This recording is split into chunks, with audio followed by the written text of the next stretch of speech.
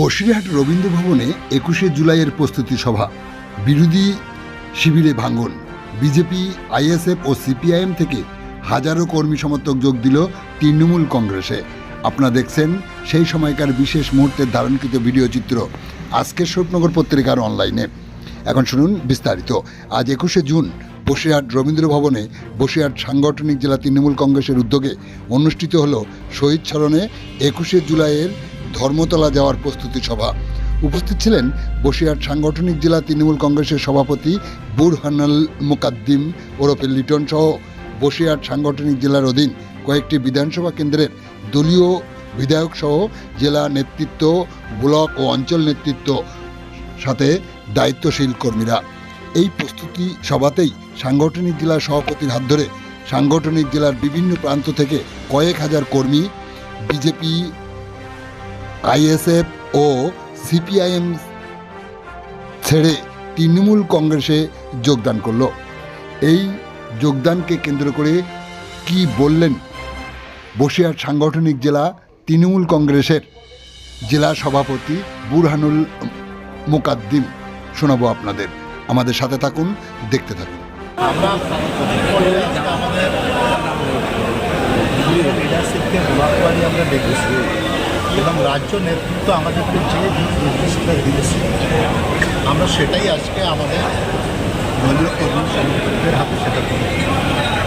মূলত আগামী ২১শে জুলাইতে আমাদের সর্বভারতীয় তৃণমূল কংগ্রেসের সভানেত্রী মমতা ব্যানার্জি এবং আমাদের সেনাপতি অভিষেক বন্দ্যোপাধ্যায় সার্বাত্মকভাবে সতর্কমণ্ডিত করতে হবে। বেশি বেশি সংখ্যক মানুষকে জমায়েত করতে হবে, প্রচার করতে হবে। এটাই দলীয় কর্মীদের আজকের এই মঞ্চ। মাত্রা সামনে ২০২৬ বিধানসভা নির্বাচন, সেই নির্বাচনে বসিরহাট সাংগঠনিক জেলা থেকে বিরোধীদেরকে রাজনৈতিকভাবে আমরা উৎখাত করবো। আজকের দাদা, আজকে কোথা থেকে কারা যোগদান করল, কোন কোন পার্টি থেকে? মূলত আইএসএফ এবং বিজেপি থেকে প্রতীকীভাবে আমরা মঞ্চে ১৫ থেকে ২০ জন আইএসএফ এবং আজকে ২,০০০ কর্মী সমর্থক। তারা কি কোনো নেতা কর্মী, নেতা না কর্মী? তার পঞ্চায়েতের মেম্বার। কতজন মেম্বার আছে? মেম্বার আছে এবং আইএসএফের আরেকজন মেম্বার আছে, দুজন মেম্বার। আইএসএফ থেকে একজন বুথের পঞ্চায়েত লেভেলের মেম্বারের নেতৃত্বে ১,৫০০ করে এখানে জয়েন করেছে। দাদা, হাড়োয়ায় সভা আলাদা আলাদা করেছে, কি বলবেন? আমার কাছে বিভ্রান্ত সৃষ্টি হচ্ছে মানুষের। আমার কাছে এই ধরনের কোনো সংবাদ নেই। আমরা জানি ২১শে জুলাইয়ের জন্য কোনো পদ লাগে না, কারণ আমাদের সমাজের সর্বস্তরের মানুষকে নিয়েই ২১শে। সুতরাং আপনারা যেটা বলছেন এটা সেটা এটা আমাদের কাছে ছবি আসছে যে আলাদা আলাদা করে একই জায়গায় আলাদা আলাদা করে মিটিং করতে পারে। ২১শে জুলাই সবার অধিকার, কিন্তু দুজন সভাপতি আছেন এই ধরনের কোনো সংবাদ বা তথ্য। ওরা ওরা ওরা এক দাবি করছেন, একজন সভাপতি আছে সিরাজুল, আর এই জমাদার দাবি করছেন দল তো সর্বশেষ কথা বলবে। সুতরাং কে কী দায়িত্ব বা কে কী দাবি করবো এটা দল মানে, দল যেটা বলছে। মানুষের একটা বিভ্রান্ত হচ্ছে। আপনাদের চোখে মানুষ বিভ্রান্ত, কিন্তু আমাদের চোখে মানুষ ঐক্যবদ্ধ চলছে। দেখুন, ২১শে জুলাই কোনো চ্যালেঞ্জ নয়।